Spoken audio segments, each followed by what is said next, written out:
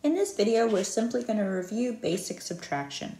So my first step, always starting in the ones column, 6 take away 6 is 0. Then 9 take away 8 is 1. Now I have 0 take away 6. I can't take 6 away from nothing.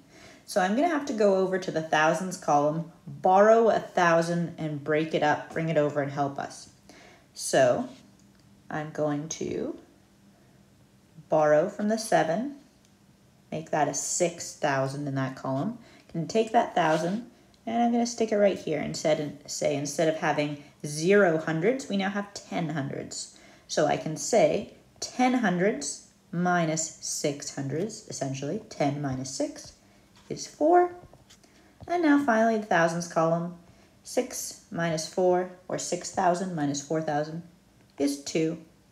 I mentioned this in the previous addition videos. You'll notice there's a gap here. If you're on the computer program, it's probably asking you to do a comma. If you're doing this on paper, I prefer if students just leave a space like they have in the question here, purely because when it gets a bit messy, sometimes this comma can look like a 1, sometimes it's so small it can look like a decimal. So I prefer the space, but on the computer, it will likely ask you to put in a comma. Again, just reviewing basic subtraction, starting with on the right side of the question, looking at the ones column, 6 take away 4, or 6 minus 4 is 2. Now at the tens, remember we're actually now saying 50 take away 40, but because of the algorithm, we can sort of shortcut. 5 minus 4 is 1. Into the hundreds column, 2 take away 9. I cannot take 900 away from 2.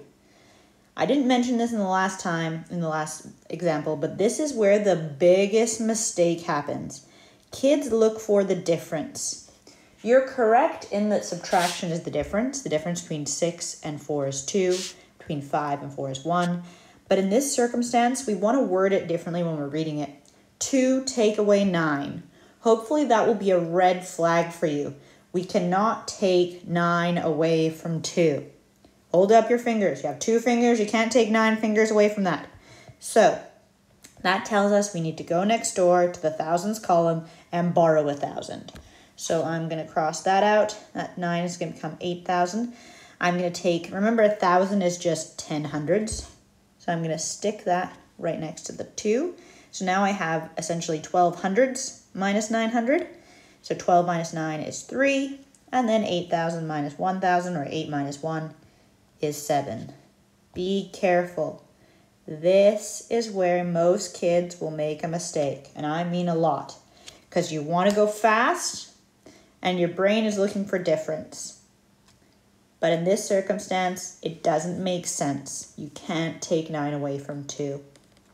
Always also try and have a look at the question ahead of time.